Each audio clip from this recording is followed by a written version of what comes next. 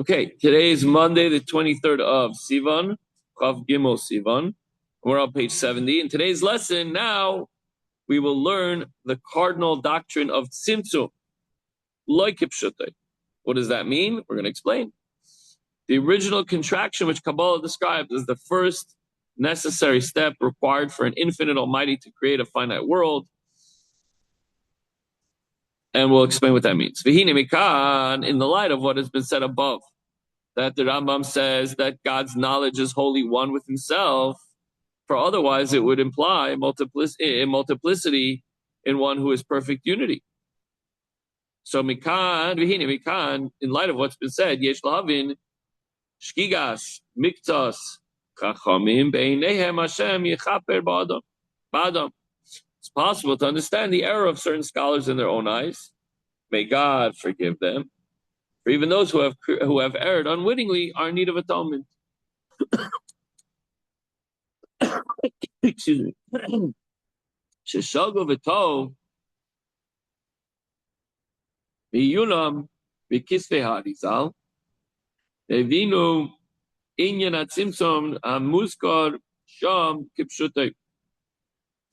Some people they made a mistake and they misinterpreted their study of the writings of the Arizal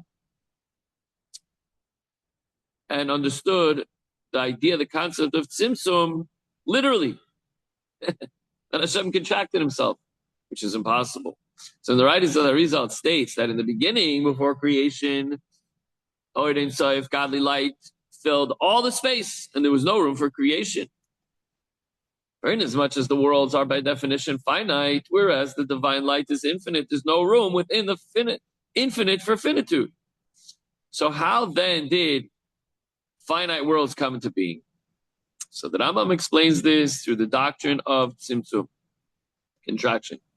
The Ein Sof, the light of Hashem, departed, quote unquote, means not literally, but departed, meaning it ceased to be revealed, so that infinity was no longer in a state of revelation, and that all that remained revealed was the power of finitude.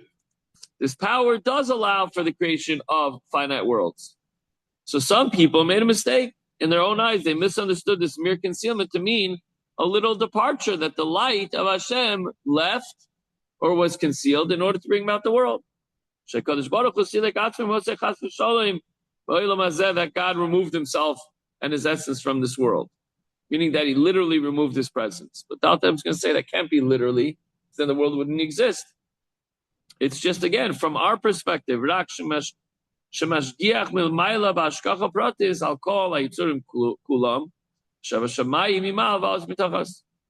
and what they say or think is that God only guides from above. He removed himself, he created the heavens and the earth and the stars and the sun and everything else, and then he allows it to operate on its own. No. So what they say is it's like a king who sits in the palace and he looks beyond and he says, oh, I'm the king, I created, I put you here and there, and I'm going to operate, but I'm sitting back in my palace. That's where Hashem is, in heavens on his throne.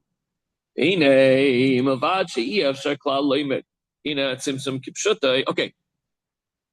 Leaving aside the fact that it's impossible to say that Hashem literally contracted himself, because he can't.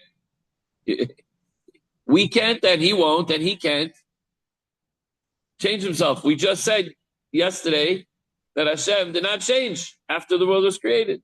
So we can't say that.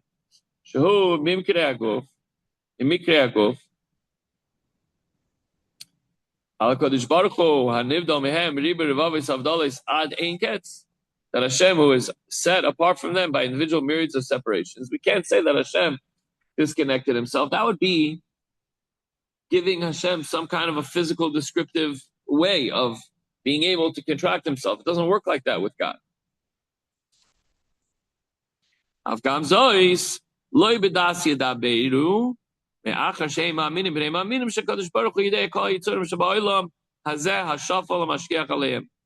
In this thing itself, they also don't speak wisely, since they also are believers, the sons of believers. And that's what we were saying yesterday, that there has to be a leap of faith. You can't understand this.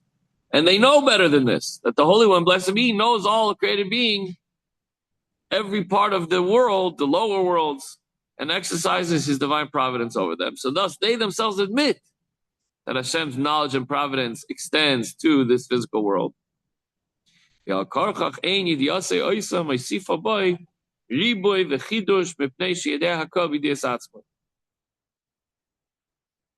perforce, his knowledge of them does not add plurality and innovation to him, for he knows them all by knowing himself. It's not like, oh, Hashem created something, and now he's like, oh, that's interesting. I didn't see that coming.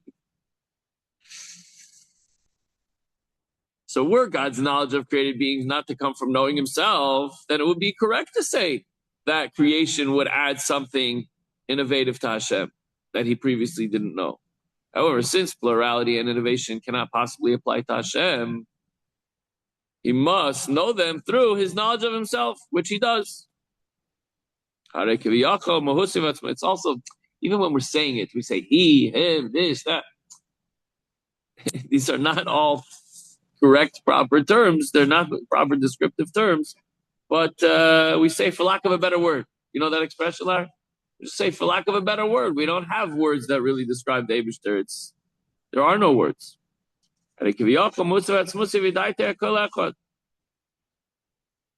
Thus, as it were, Hashem's essence and being and his knowledge of created beings are all one.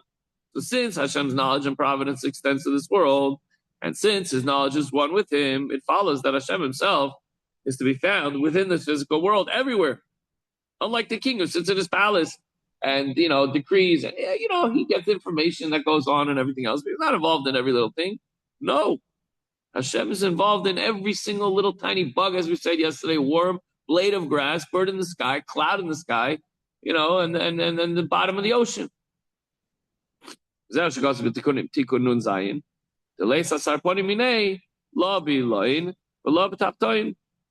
no place devoid, and the Zohar says, of Hashem, either in the upper worlds or in the lower worlds. It could be the tiniest space, it could be the most expansive desert. Hashem is everywhere, unconditionally. Thus, we find explicitly stated in the Zohar that Hashem himself is to be found within the lower worlds, and the lowest of which is this physical world. But I am Hamna Parshas Pinchas Iu Tafis. Bikula Veleisman de Tafis Be Chulu Iu Seviv Kolamin Veleisman de Nafik Mirushus Elavar Ihu Memalik Kolamin Iu Mikasher Miyached Zino Vizine Ilah Vesato. In the portion of Zohar called Rai Hamna, on Parshas Pinchas, we read that Hashem grasps all, and none can grasp him. Hashem knows everything, and no one can know him. He encompasses all worlds, and no one goes out from his domain. He fills and permeates all worlds. He binds and unites a kind to its kind, upper worlds and lower worlds. V'leis kurva, v'dalid yisaydin, ela v'kusha b'richu kad ihu v'nayu. There is no closeness in the four elements of which this corporal world is comprised, except through the Holy One, the blessed be He, when He is within them. So it's only through the power of Hashem that these four inherently contradictory elements are bound together. Ad kad l'shaynei. And these are the words of the Raya Mehemra. And it means to say, Leis man the Taviz Bey, no one could grasp Hashem. Not even angels, not even supernal beings. She'ein mi she'yispais. Sagas sichle mikol scholim el yoyim hosvatz moshe kadosh baruch hu. There's no creation, no even the highest of angels and spiritual beings who can grasp Hashem in any way. It's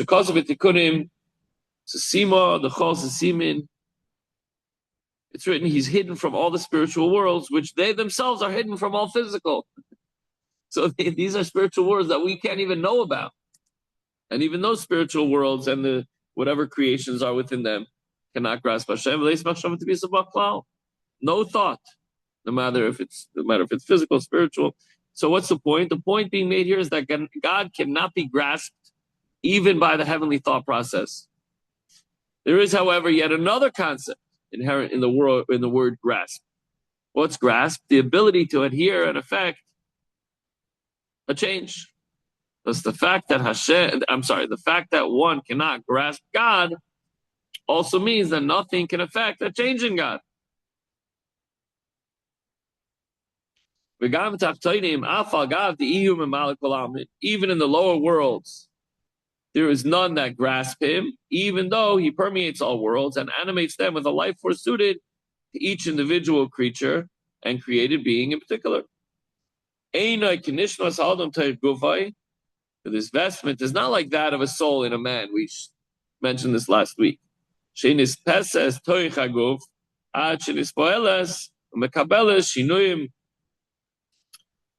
Mishinuye haguf v'tzaroi mehakaois oy krirus oy chamimus ha'esh v'chayetz. When it comes to man, you take a soul and you put it in his body. Man, woman, human being, right? So the soul of man, which clothes itself within the body and is grasped within it to the extent that it affects and influenced, it is affected and influenced by changes involving the body and its pain, such as if he gets hit, bruised, or cold, or hot from fire, etc.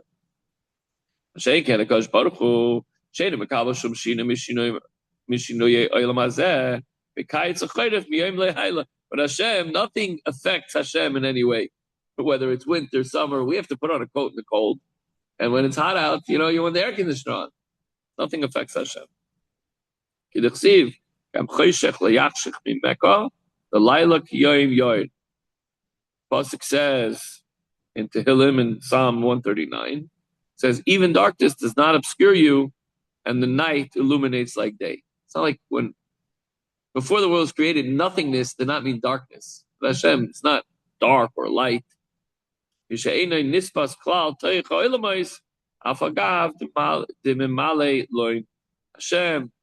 is not grasped within the worlds at all, even though he fills them.